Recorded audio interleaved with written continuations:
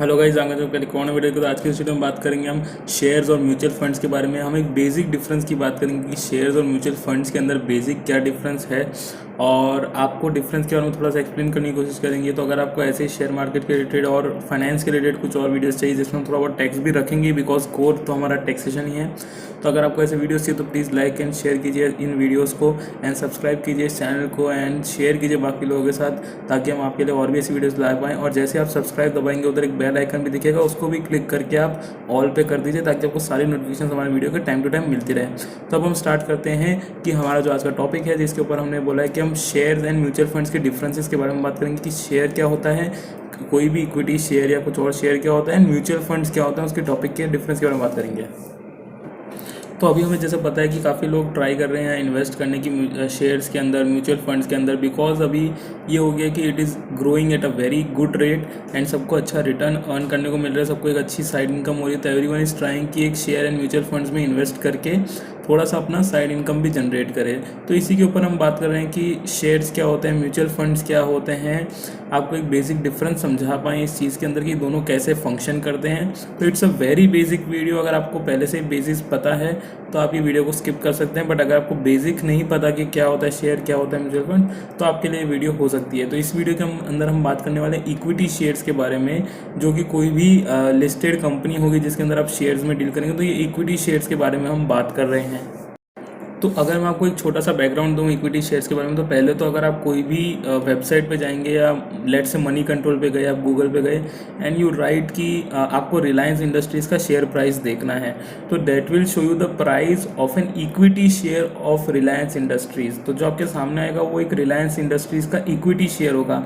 अब equity share क्या होता है? इक्विटी शेयर का मतलब ये होता है कि you are invested in that company, आप एक तरीके से उस कंपनी के ओनर हैं, you are owning a certain percentage of that company, but because हम सब रिटेल इन्वेस्टर्स होते हैं, हम लोग एक बहुत ही छोटा सा परसेंटेज लेते हैं। तो लेट्स से फॉर एग्जांपल, अगर आप एक रिलायंस इंडस्ट्रीज़ का 10 शेयर लेते हैं, जो कि आज अराउंड 2500-2600 के अराउंड चल रहा होगा, तो आप उसके 0.001 या 0.1% के शेयर होल्डर बने होंगे। काफ़ी छोटा अमाउंट होता है क्योंकि वो कंपनी के शेयर कैपिटल काफ़ी हाई होते हैं। तो बेसिकली आप जो ओन कर रहे हैं वो उसके अंदर एक ओनरशिप ले रहे हैं by way of equity share.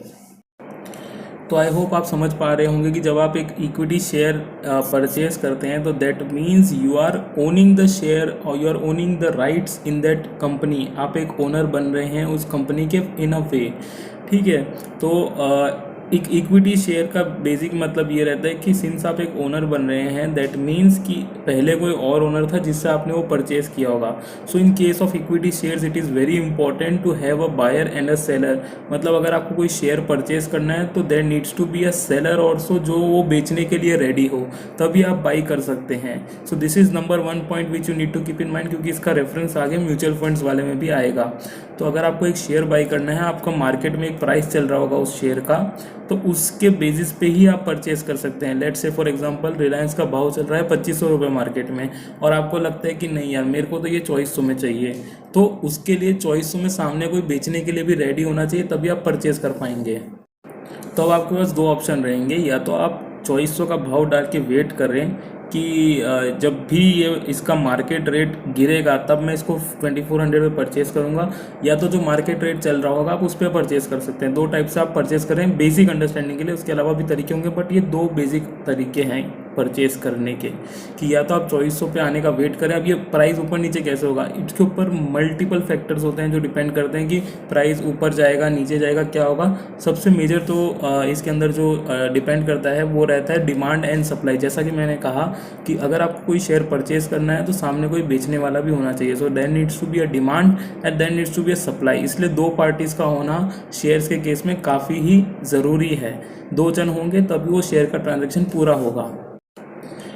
तो अगर आप परचेज करने देते हैं, सामने कोई उसी अमाउंट का सेलर भी होना चाहिए, तभी ये ट्रांजैक्शन कंप्लीट होगा। तो आई होप आप इक्विटी शेयर की बेसिक अंडरस्टैंडिंग समझ गए होंगे। नंबर 1, आप इक्विटी शेयर परचेज कर रहे हैं मतलब आप उस कंपनी के ओनर बन रहे हैं और आप किसी कंपनी का ही इक्विटी शेयर ले सकते हैं। नंबर 2, अगर आपको परचेज करना है तो सामने कोई ना कोई सेलर होना चाहिए, तभी ये ट्रांजैक्शन कंप्लीट हो सकता है। नंबर 3, आपको जिस प्राइस पे परचेज करना है सामने वाला पर्सन भी उसी प्राइस पे सेल करने को रेडी होना चाहिए, तभी ये ट्रांजैक्शन कंप्लीट होगा। और नंबर 4, क्योंकि आप इस कंपनी के ओनर बनने वाले हैं, तो उस केस में अगर कंपनी कभी प्रॉफिट भी कमाएगी और वो डिविडेंड डिक्लेयर करेगी तो वो आपको मिलेगा। सो ये 4 पॉइंट्स रहेंगे इक्विटी शेयर से रिलेटेड। अब हम देखते हैं म्यूचुअल फंड्स क्या होते हैं, उसकी बेसिक अंडरस्टैंडिंग क्या होती है और how is it different from equity shares.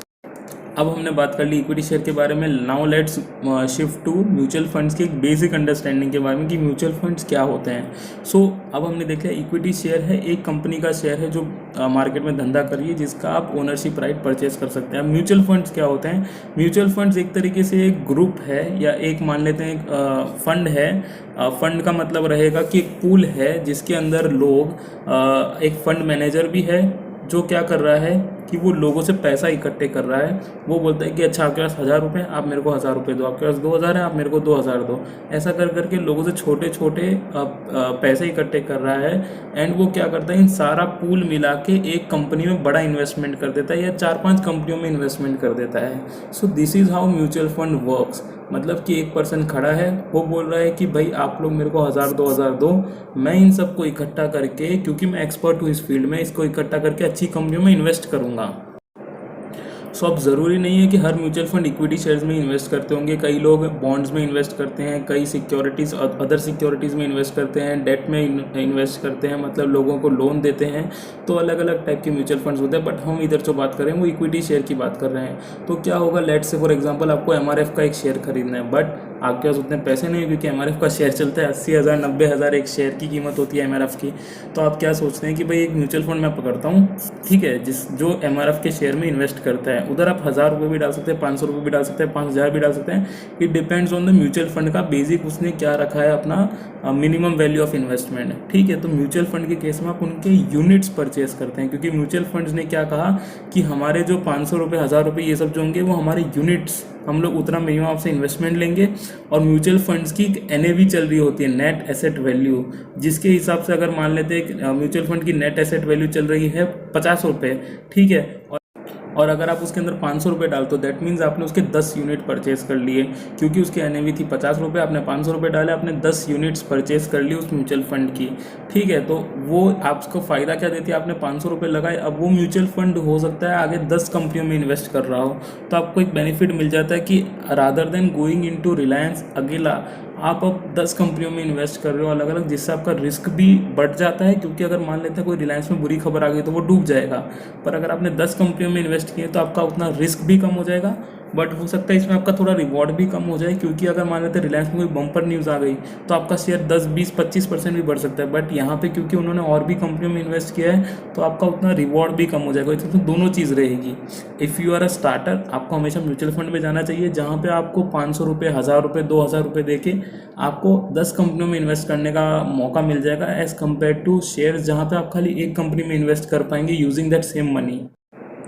अब जो मेजर बात थी इसके अंदर हम 2 डिफरेंस की बात कर लेते हैं। नंबर 1 का डिफरेंस था, हमने जो इक्विटी शेयर में बात किया था कि इक्विटी शेयर में अगर आपको परचेज करना है कोई भी शेयर तो सामने कोई सेलर भी होना चाहिए उस शेयर का, बट म्यूचुअल फंड में वैसा नहीं रहता। हर म्यूचुअल फंड्स अपना डिसाइड करता है कि मेरे को लोगों से 20 करोड़ 30 करोड़ 40 करोड़ लेना है ये फंड मैनेज करने के लिए, एंड देन वो ये फंड आगे इन्वेस्ट करते हैं शेयर्स के अंदर। तो इस केस में आपको सामने कोई भी सेलर होना ज़रूरत नहीं है। अगर जो आज NAV चल रही है उस म्यूचुअल फंड की, अगर आप उस पर ऑर्डर डालते हैं तो आपको 100% वो ऑर्डर मिलेगा ही मिलेगा, क्योंकि इसमें सेलर होने की ज़रूरत नहीं है। दे आर बेसिकली एक्सेप्टिंग आपसे पैसा एक फ़ीस के तरीके से कि भाई आज आप हमको 500 रुपये दो, आपको 100% अलॉटमेंट मिलेगा, क्योंकि सामने सेलर होने की ज़रूरत नहीं है। म्यूचुअल फंड आपसे पैसे एक्सेप्ट कर रहा है and giving you their units कि आप हमारे यूनिट्स में इन्वेस्ट कीजिए। तो ये नंबर 1 डिफरेंस हो गया इक्विटी शेयर और म्यूचुअल फंड्स के अंदर, कि दोनों के केस में एक में तो आपको सामने बस सेलर होना चाहिए, इधर कोई सेलर की ज़रूरत नहीं है। तो पहला डिफरेंस हमारा हो गया कि भाई इक्विटी शेयर में सेलर चाहिए, यहाँ कोई सेलर की ज़रूरत नहीं होती। नंबर 2 डिफरेंस क्या हुआ कि नंबर 2 डिफरेंस ये हुआ कि जो हमने कहा था शेयर्स के अंदर डिमांड एंड सप्लाई के ऊपर भी प्राइस डिपेंड करती है कि शेयर का कितना डिमांड है और कितनी सप्लाई है। But in case of mutual funds demand supply नहीं डिसाइड करती उसकी प्राइस डिसाइड करता है कि उसने जितने एसेट्स ले रखे हैं। लेट्स से फॉर एग्जांपल मैंने कहा ना 10 कंपनियां, एक म्यूचुअल फंड 10 कंपनियों में इन्वेस्ट कर दिए फॉर एग्जांपल, तो उस 10 कंपनियों का जो आज टोटल वैल्यू है मार्केट में जितना उसने इन्वेस्ट किया म्यूचुअल फंड ने, डिवाइड बाय उसने कितने यूनिट्स दे रखे हैं लोगों को, वो उसकी NAV निकलेगी, नेट एसेट वैल्यू। तो उस तरीके से उसका प्राइस डिसाइड होता है, ना कि डिमांड एंड सप्लाई से। तो ये एक सेकंड मेजर डिफरेंस है between mutual fund and equity share.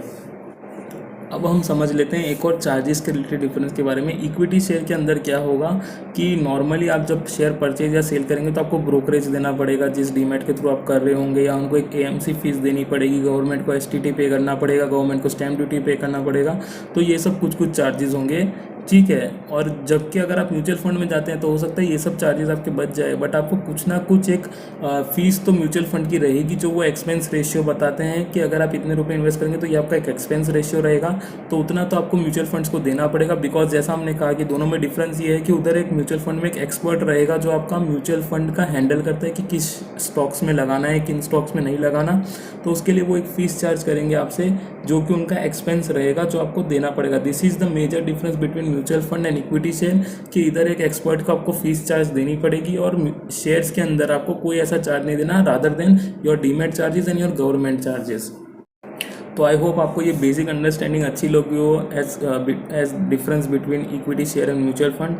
अगर आपको ऐसे और भी वीडियोस चाहिए या फिर आपको कैपिटल गेन का डिस्ट्रीब्यूशन चाहिए कि कैसे होता है इक्विटी शेयर और म्यूचुअल फंड्स के ऊपर, हमने एक बेसिक वीडियो शेयर्स के लिए बनाई थी, आप जाके वो देख सकते हैं हमारे चैनल पर, आपको इसी प्लेलिस्ट के अंदर मिल जाएगी। ये प्लेलिस्ट है हमारी शेयर्स के रिगार्डिंग, आपको इसके अंदर मिल जानी चाहिए। और अगर आपके और भी कोई स्पेशल रिक्वेस्ट हो आप नीचे कमेंट कर सकते हैं, we will try to make the video on that as well. So अगर आपको वीडियो अच्छा लगा प्लीज़ लाइक कीजिए, शेयर कीजिए और सब्सक्राइब कीजिए चैनल को ऐसे कुछ और वीडियोस के लिए। Till the next video, thank you.